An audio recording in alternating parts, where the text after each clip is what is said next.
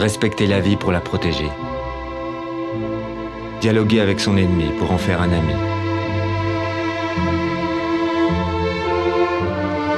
Laisser derrière soi le passé pour construire l'avenir. Trouver le courage pour s'ouvrir au monde. Savoir pardonner pour vivre ensemble. Choisir la non-violence pour être plus fort. Partager et comprendre, mais surtout aimer. Et vous, qu'allez-vous faire pour la paix aujourd'hui? Cultivons la paix.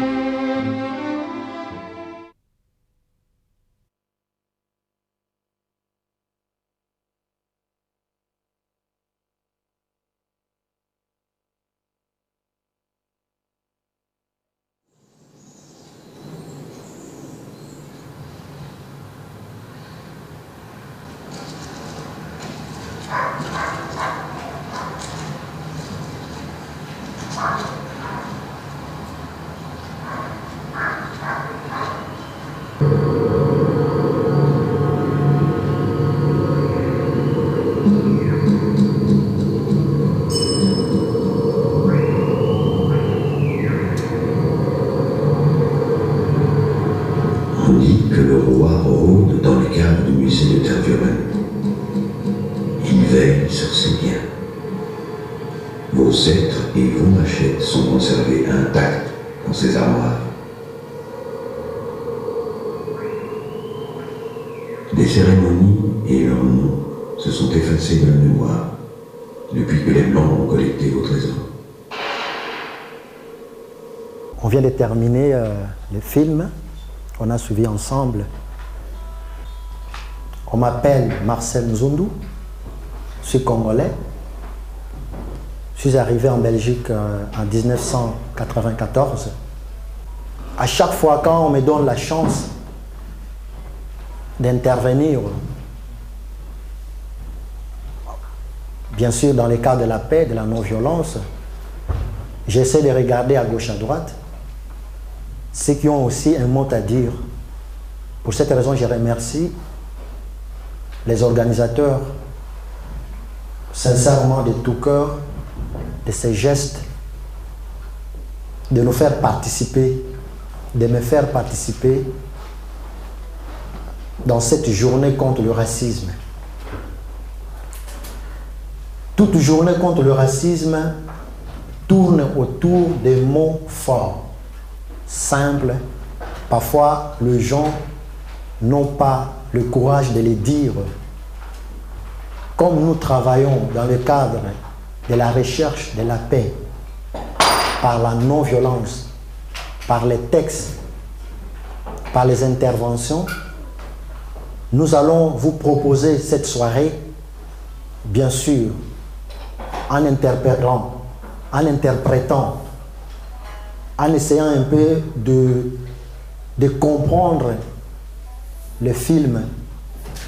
Tout le monde a suivi le film. Les images ont essayé un peu de parler d'elles-mêmes, de la situation. Nous allons essayer un peu de répartir notre intervention en 3 parties. Je vais intervenir en tant qu'acteur de paix et chanteur par les textes, les paroles, ainsi que la musique. Il y aura aussi l'intervention de mes compatriotes. Il y aura M. Cheikh Fita, metteur en scène. Il y aura aussi M. André, metteur en scène, acteur du théâtre. Revenons au film. Je vais vous poser une petite question. Je ne sais pas si je vais avoir un bon souvenir sur la définition et l'étymologie du mot exposition. Qui pourra me donner un peu la définition de ce mot exposition? Montrer au public. Montrer au public, oui. Quoi, par exemple? Des œuvres d'art. Des œuvres d'art, oui. Quand on vous invite à une exposition, qu'est-ce que vous allez voir? Des tableaux. Les tableaux, bien sûr. Des photos. Les photos, les objets, oui. Ces images, ces films nous interpellent. Et nous remercions aussi les organisateurs d'avoir choisi ces films en ces jours contre le racisme. Et nous allons essayer un peu d'épingler quelques tendances. Parfois, ces gens de l'époque, ils étaient de bonne foi, sans le savoir, sans le vouloir. Ils ont mis la main sur le racisme. Comme vous l'avez répondu, lors d'une exposition en rapport avec la définition, on expose les objets, les images, les œuvres d'art. Même quand on a parlé avec les enfants avant midi, on n'avait même pas cité l'homme, la personne humaine. Mais voilà, après avoir suivi les films, vous avez vu qu'à cette époque, en 1897, lors de cette exposition internationale à Bruxelles, la Belgique, les Belges de l'époque, se sont permis à prendre un nombre, donc 267 Congolais, et les amener à l'exposition. Pour aller tout droit au but, étant acteurs de paix, sans le vouloir parfois, et sans le savoir, ils ont considéré ces Congolais de l'époque comme des bêtes sauvages, comme les animaux, comme les macaques, donc les gros singes. Vous avez suivi l'intervention des historiens et des professeurs. Déjà, il y a un problème. Il y a un problème. Pourquoi? Parce que manque de cette considération à l'être humain conduit l'homme à l'irréparable. L'idée parfois était bonne, on ne sait pas. Mais vous avez vu le résultat, les faits. Quand ils sont arrivés à Bruxelles, les gens qui venaient les considéraient comme les bêtes et ils jetaient les fruits. Ils essayaient un peu de les acclamer. Nous, qu'est-ce que nous tirons? En premier lieu d'abord par cette opération, cet exercice, bien sûr cette bonne volonté, le respect du genre humain. Quand on parle du racisme, on voit l'autre en face. Mais nous ne pouvons pas mettre tout le monde dans le même sac. Pour cette raison, ensemble avec vous, comme je l'ai dit au début, nous allons parler, réfléchir, discuter en musique. Pensons à ceux qui se sont battus en faveur de la paix, de l'amour, de la justice, de la non-violence. Vous savez, ils se sont sacrifiés et nous ont laissé un seul exemple. L'amour tue la mort. L'indifférence est une faiblesse. La différence est une richesse.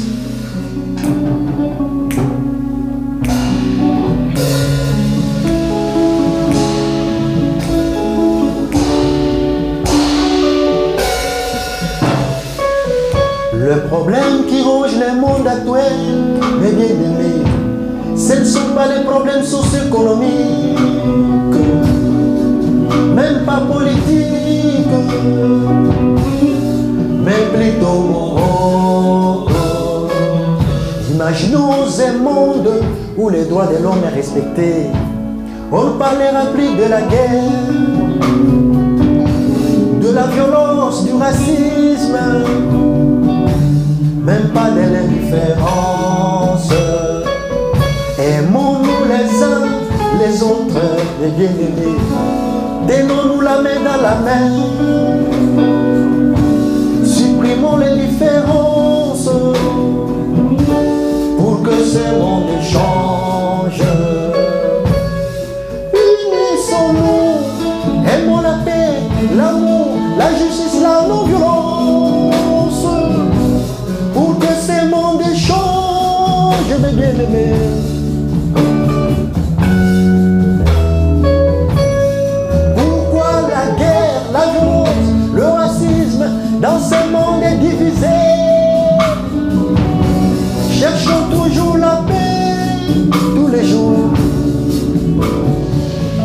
Voilà. Merci.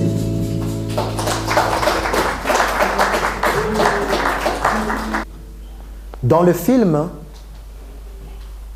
le réalisateur nous a posé une question. Il nous renvoie à nos interrogations à propos de l'image de l'Europe, de l'Occident, de la Belgique, vis-à-vis de l'Afrique, vis-à-vis du Congo.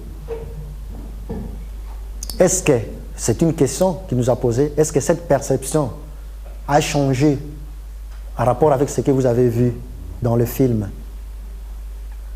Nous disons oui et non. Du volet politique, du volet culturel et du volet humain, mes compatriotes ils vont intervenir.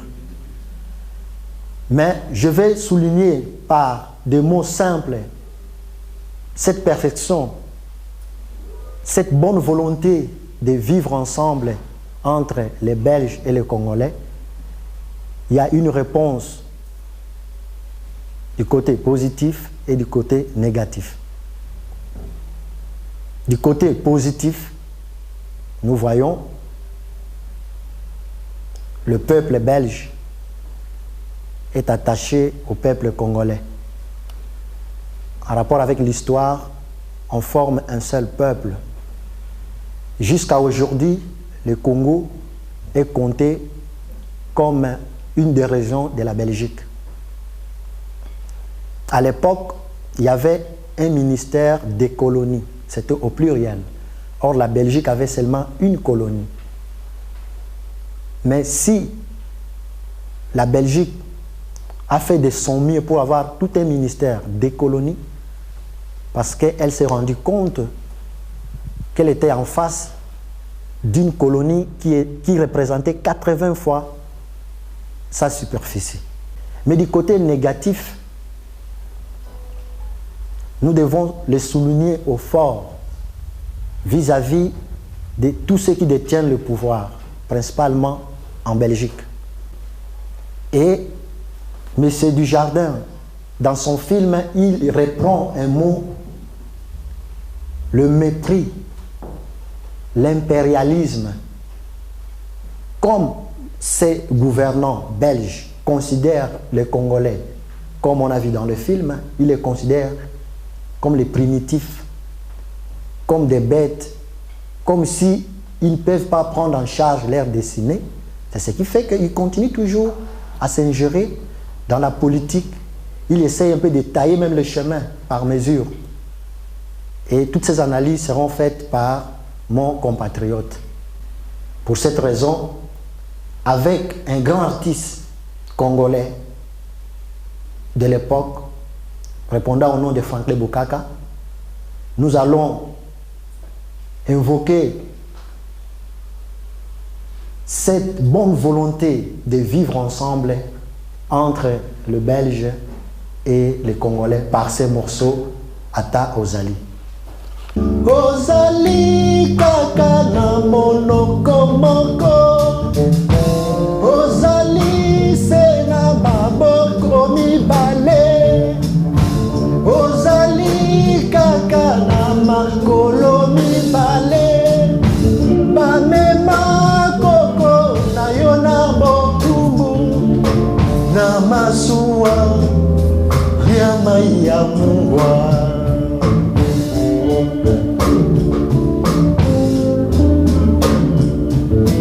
Bambulumbulu bakanga dada na yo, bamema ye na Congo Océan,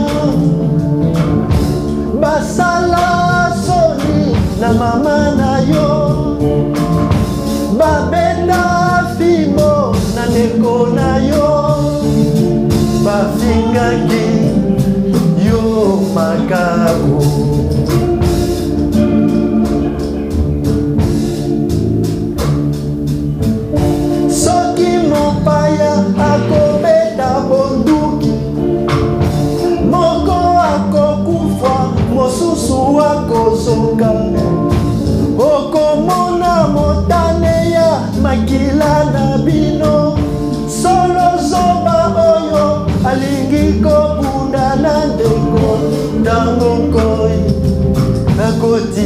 lopango.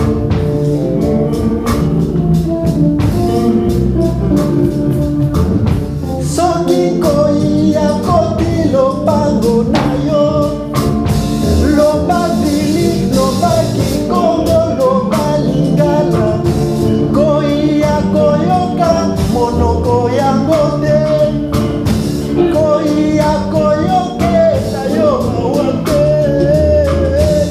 koye akolia seyo.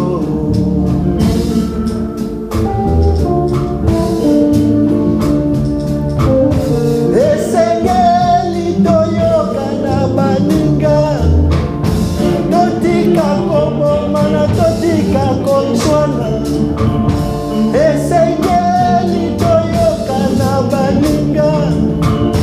esengeli tosangisa mayele mabiso, pototonga Congo ekufi.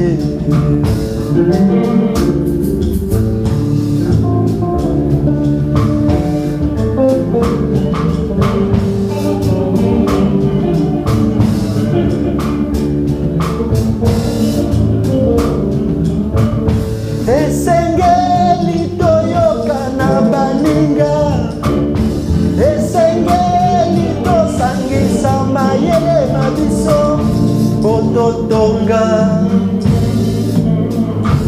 Congo ekufi.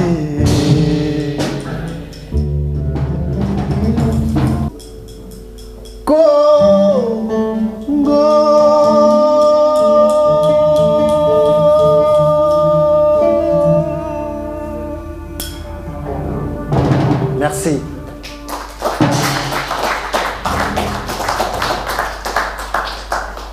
Nous avons suivi le film. On vous a dit que le Congo était un bien privé du roi Léopold II. L'intention était bonne.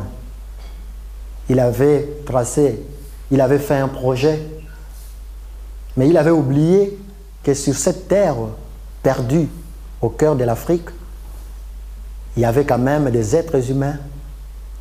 Ces êtres humains n'étaient pas des animaux. Bon, on peut comprendre, les gens de l'époque, ils ont commis beaucoup de fautes. Mais nous qui sommes ici, nous qui avons encore la chance d'interpréter les événements du passé, nous devons passer à ce changement fort. Quel est le changement? Il y a un sage qui disait, normalement, on ne peut pas parler des races pour les êtres humains.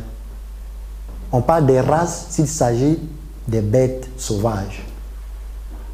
Et quand on parle des races, races humaines, noires, jaunes, rouges, on trouve que dans le passé, il y a eu quand même des fautes. J'ai l'impression, c'est ma position personnelle, que la personne qui avait proposé cette image était parfois daltonien. Il avait un problème de couleur. À la place de vert, il distinguait jaune, je ne sais pas. Parce que si vous regardez, vous qui êtes là, au grand public, si on vous dit que vous êtes blond, ce n'est pas vrai.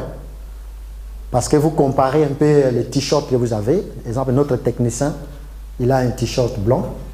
Vous comparez votre peau avec son t-shirt, vous verrez que ce n'est même pas la même couleur. Et aujourd'hui, expressement, je me suis vêtu en noir, tout simplement pour interpréter ces films.